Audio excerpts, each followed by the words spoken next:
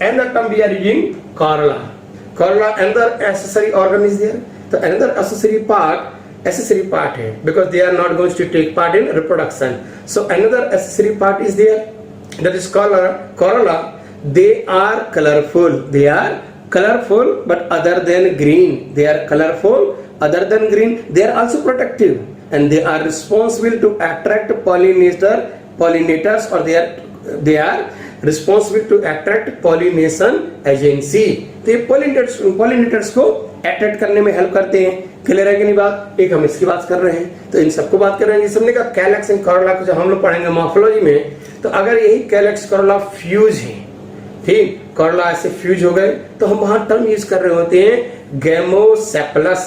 और अगर यही कैलेक्स आपके अगर कैलेक्स फ्यूज है तो टर्म यूज करेंगे gamosepalous. If they are free from each other then we should use the term polysepalous. Like that in cases of petals, if petals fuse with each other तो term use करते हैं लोग gamopetalous. if they are free from each other then we should use the term polypetalous. ये morphology का term है. चलिए it's okay, थोड़ा समय पढ़ना है, मेनली तो हमें यहाँ necessary part पढ़ने हैं. now we are talking about the necessary part of flower, means we are talking about androecium and gynoecium. हम इनकी बात करेंगे. तो जो androecium है बेटा, that is androecium, this is the male reproductive part of a flower. like that जो आपके gynoecium है, this is the female reproductive part of a flower. तो हम male and female reproductive part की बात करने जा रहे हैं. Just listen. तो सबसे पहले एक काम करते हैं, फ्लावर का डायग्राम देखिए, फुल स्क्रीन पर डायग्राम देखते हैं. तो थोड़ा सा मैं साइड हो जा रहा हूं, so you can see that diagram. Now see in this flower, you can see in this flower you can find what the conditions are here. In this flower देखिए, वो जो ग्रीन कलर से आपको बने दिख रहे हैं, दैट इज देयर सेपल्स. तो नीचे के साइड आपको दिख रहा है pedicel is there, then receptacles is there, then आपके ग्रीन कलर से सेपल्स आर देयर. ठीक, तो दे एसेसरी पार्ट में पहला सेपल्स हो गया और यानी कैलेक्स हो गया. उसके बाद जो आपको थोड़े से रेडिश कलर के दिख रहे हैं, they are there petals, that is the another accessory part. वो उनके पेटल्स हो गए. पेटल्स यानी दोनों हो गए आपके accessory part. Later on you can see there आपको एंड्रोसियम एंड गायनोसियम दिख रहा है. रिटन इज देयर आपका एंथर एंड कार्पेल. तो आप देखो इन केसेस ऑफ एंथर यानी कि आप बात कर रहे हैं हम एंड्रोसियम की, तो एंड्रोसियम जो है they are single unit, individual unit of anther, this is called stamen. Individual unit of anther, this is called stamen, or that stamen consists of following part: anther, filament. और जहां ये anther और filament आपस में joint आपको दिख रहे हैं, that part is called connective. That is part is called connective. इसको डिटेल में बनाते हैं. क्लियर? तो आपका single stamen that consists by anther and filament, और connective part हो गया आपका connection. like that in cases of female reproductive part, then this is called gynoecium, or you can use the term carpel. वहां पर आप देखेंगे उसके जो अपर पार्ट है, this is called stigma. after that style और later on ovary. stigma, style and ovary, हम इनकी बात कर रहे हैं. गेटिंग और नॉट जी? चलिए, तो सबसे पहले हम लोग बात कर रहे हैं किसकी? द मेल रिप्रोडक्टिव पार्ट्स की बात कर लेते हैं. गेटिंग और नॉट यानी कंप्लीट आइडियलाइज फ्लावर की अगर हमने बात की है, तो ideal flower consist of like that जो स्ट्रक्चर आपको दिख रहे हैं इसकी तरह से, यानी it having two accessory part and two necessary part. Accessory part बोले तो calyx and corolla, necessary part बोले तो एंड्रोसियम एंड गायनोसियम. हम इनकी बात किए हैं. Getting or not? जो आपके हमने कहा एंड्रोसियम की जो इंडिविजुअल यूनिट है that is called stamen. Stamen consist of anther, filament and connective. और लाइक दैट आपके जो गायनोसियम है female reproductive part, that consist of stigma, style and ovary. So let start first of all किसको? Male reproductive unit stamen की बात करते. चलिए diagram हटाते हैं. ठीक, और now start. Now listen. So हम लोग बात करने जा रहे हैं किसकी? मेल रिप्रोडक्टिव यूनिट्स की. किसकी बात करने जा रहे हैं? मेल रिप्रोडक्टिव यूनिट्स की. इनको रफ कर देते हैं. Now listen. किसकी बात हो रही है? हमारी बात हो रही है मेल रिप्रोडक्टिव पार्ट्स, यानी मेल रिप्रोडक्टिव यूनिट्स, जिसे आप यूज कर रहे हैं टर्म एंड्रोसियम. उसकी इंडिविजुअल यूनिट को आप बात करते हैं स्टैमेन और microsporophyll. You can see the diagram. In cases of this diagram, diagram में देखिए, तो डायग्राम में आपको दिख रहा है कि क्लियर आपका if single stamen is there, stamen that having anther. अगर हम देखें तो वहां एंथर इज देयर. तो आपका येलो कलर का जो दिख रहा है वो एंथर है, और जो ग्रीन कलर से दिख रहा है दैट इज देयर फिलामेंट. तो जहां एंथर एंड फिलामेंट आपस में कनेक्ट हैं, that point is called their connective. तो एंथर, फिलामेंट एंड कनेक्शन जो है दैट इज कॉल्ड connective, तो single stamen having this thing, it's okay. Anther भी कैसे हो सकते हैं आपके? Anther they can be free, polyandrous, they can be fuse. Fuse में बहुत सारी कंडीशन मॉर्फोलॉजी में पढ़ते हैं। It can be adelphous, it can be syngenesious और it can be synandrous. Adelphous हो सकते हैं, जैसे आप पढ़ते हैं मोनोएडल्फस, डाइएडल्फस, पॉलीएडल्फस, ये सब फैमिली चैप्टर से पढ़ाए जाते हैं। यहाँ भी आपको नए टर्म सुननी है। They can be syngenesious as in cases of, देखें तो आपके सनफ्लावर में। They can be synandrous as in cases of Cucurbitaceae family. और एडल्फस आपको दिख जाता है monadelphous in China rose, diadelphous in Pisum sativum.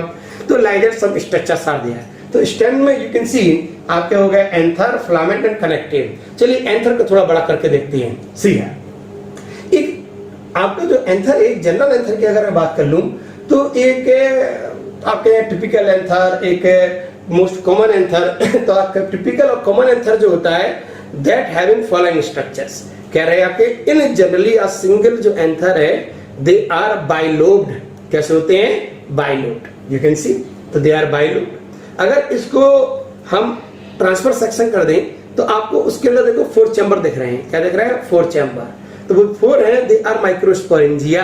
1 2 3 4 they are microsporangia, यानी कि जो जनरली एंथर होते हैं बाइलोब्ड, जनरली हम बात करते हैं ना बाइथीकस, डाइथीकस एंड टेट्रास्पोरेंजिएट। कैसे हैं? टेट्रास्पोरेंजिएट। 1 2 3 4 4 microsporangia are there.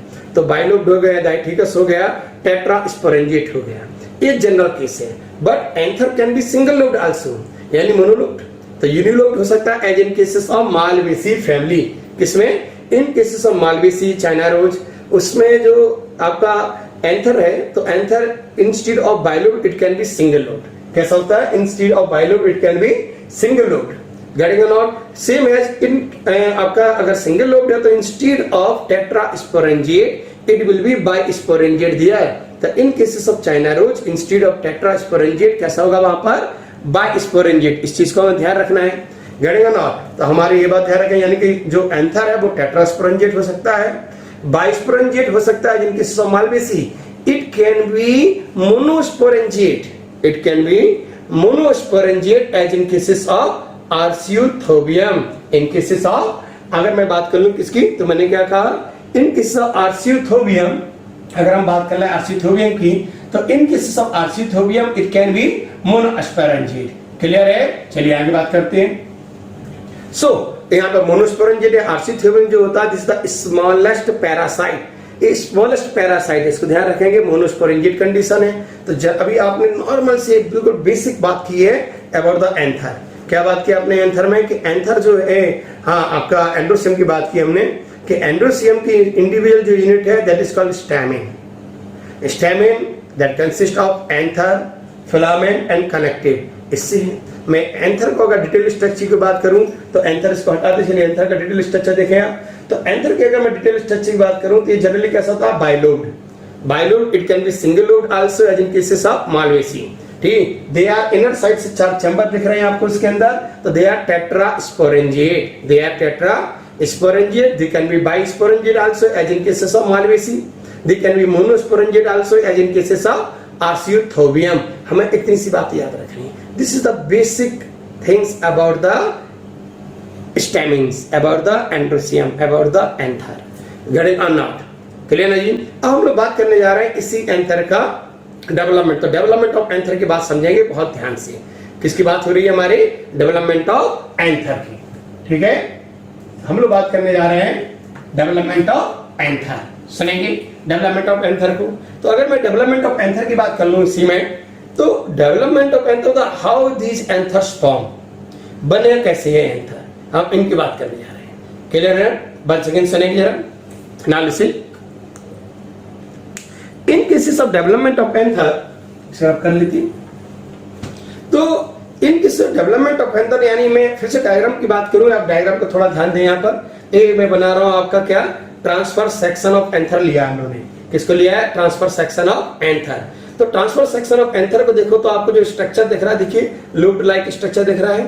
ठीक, ये नॉर्मल स्ट्रक्चर, बिल्कुल बेसिक स्ट्रक्चर की बात हो रही है। अभी एंथर इमेच्योर एंथर है। ये जो आपको डायग्राम दिख रहा है वो इमेच्योर एंथर दिख रहा है। उसके बाद जो मैंने सर्कल बनाया अलग से, वो उसको मैग्नीफाई करने के लिए बनाया। इसकी वॉल पढ़ेंगे हम लोग लेटर ऑन। अभी हम नॉर्मल एंथर की बात कर रहे हैं। तो मैंने कहा in cases of anther anther बना कैसे है, ठीक। तो जो इमेच्योर एंथर है, यंग एंथर या young anther, this is the homogenous mass of meristematic cells, या young anther, this is the homogeneous mass of meristematic cells. Meristematic cells regarded as primary sporogenous cells. इन्हीं को बोलते हैं हम लोग primary sporogenous cells. Getting or not? ये जो primary sporogenous cells है, they covered with a covering, जिसको आप बोलते हैं epidermis. Actually, epidermis is the covering of anther itself. That's why इसे नाम दिया जाता है wall of anther. तो ये एंथर की वॉल है, ये पहले से बनी हुई है अगर देखा तो मैंने क्या कहा, या young anther is a homogeneous mass of meristematic sales, that these meristematic cells regarded as primary sporogenous cells. क्या बोलते हैं हम, primary sporogenous cells. These primary sporogenous cells covered with a covering, जिसे आप epidermis term यूज करेंगे, जिसे बोलते हैं wall of anther itself. क्या बोलते हैं, wall of anther itself. आप देखें डायग्राम में, आप क्लियरली बात देख सकते हैं कि डायग्राम में आपको क्या दिख रहा है, anther wall is there, microsporangium is there, है ना, मिडिल लेयर आपको इसमें दिख ही रहा है, बात क्लियर, और पूरा का पूरा ही बना के सेम माइक्रोस्पोरेंजियस सेल से, इससे अंदर आपको जो 4 चैम्बर दिख रहा है वो टेट्रास्पोरेंजिएट कंडीशन शो कर रही है. गेटिंग अनॉट जी. अब क्या कंडीशंस करने जा रहे हैं हम लोग, अब इसके बारे में फिर समझेंगे. Now these primary sporogenous cells, this primary sporogenous cells differentiate, this primary sporogenous cells differentiate, ठीक, and starts to form some structures. आप देखो इनका इनसाइड द एंथर 1 2 3 4 स्पोरेंजिया दिख रही है, यानी tetrasporangiate condition you can C. Is it? So inside these sporangia, inside these microsporangia, these sporogenous cells, इन्हें क्या नाम देते हैं, primary sporogenous cells. They are responsible for formation of microspore mother cell. What I told you, ये जो primary sporogenous cells हैं, primary sporogenous cells inside the microsporangium regarded inside the microsporangium, they are responsible for formation of microspore mother cells. And these microspore mother cells after meiosis will give rise microspore tetrad, which will form microspore in future, which will form microspore in future. Clear है कि नहीं भाई? अब आगे देखें. ये तो हो गए अंदर की बात की primary sporogenous cells. Outside this microsporangium, हम बाहर की बात कर रहे हैं, ठीक. तो यही स्पोरोजेनस सेल्स, ठीक. अब आउटसाइड की बात कर रहे हैं, तो यानी ये primary sporogenous cells, outside sporium की बात हो रही है, regarded as archesporial cells, regarded as archesporial cells. ये कहां से बन रहे हैं, हाइपो बोला जाता है कि हाइपोडर्मल इन ऑरिजिन्स की बात हो रही है. तो hypodermal archesporial cell, hypodermal archesporial cell outside microsporangium, ठीक, regarded as primary parietal layer cells, regarded as primary parietal layer cells. ये बना रहे हैं, दिस नाम क्लियर हो रहा है, layer. The primary parietal layer cells are responsible for formation of multiple layer. You can see, देखो डायग्राम में आपको कुछ लेयर से लाइक स्ट्रक्चर दिख रहे हैं, ठीक. तो these are the primary parietal layer cells. They are responsible for formation of some concentric layers. Some concentric layers, nearly 3 to 5 layers are there. Some concentric layers बना लेंगे हम. इन्हीं लेयर्स को गोलम ने अलग से बनाया हुआ, इसलिए इन्हीं लेयर को मैग्नीफाई कर रहे हैं, ठीक, कि ये क्या बना रहे हैं. तो इस लेयर को मैग्नीफाई करके देखते हैं. डायग्राम देखो आप इंटरनल्स का, क्लियर. अब इस डायग्राम में आप बात करेंगे, हम बात कर रहे हैं इस डायग्राम की. तो इस डायग्राम में आप गौर करें तो ये primary parietal layer cells are responsible for formation of some layers. Clearly you can see here in this diagram, you can see the outer most layer क्या दिख रही है आपको, एपिडर्मिस. 4 लेयर बनानी है, हम एक एक करके बात करेंगे. एपिडर्मिस है, endothecium, middle layer and tapetum. ये 4 लेयर बननी है. क्या क्या बनना है आपका, epidermis, endothecia, middle layer and tapetum. ये 4 लेयर्स की बात हो रही है. ये सबसे पहले हम बात करते हैं सबसे बाहर की लेयर की, एपिडर्मिस की. एपिडर्मिस जो लेयर आपको दिख रही है, आउटर मोस्ट लेयर है, हमने कहा था this the wall of anther itself. Outer most है, सिंगल लेयर है, प्रोटेक्टिव इन नेचर है. आउटर मोस्ट है, सिंगल लेयर है, प्रोटेक्टिव इन नेचर है. इस चीज को हम ध्यान देंगे. गेटिंग और नॉट जी. इसी में अगर हम बात कर ले एपिडर्मिस के नीचे की लेयर, एपिडर्मिस के नीचे की लेयर की हम बात कर ले, उसका नाम दिया था एंडोथीसियम. उसका नाम दिया था एंडोथीसियम. इन केसेस ऑफ जो एपिडर्मिस आउटर मोस्ट मैंने लेयर बात की है, इसी एपिडर्मिस की हम बात कर लें तो the epidermis of Arceuthobium, the epidermis of Arceuthobium depends, बात करें ना, तो जो epidermis of Arceuthobium develop some fibrous thickening are called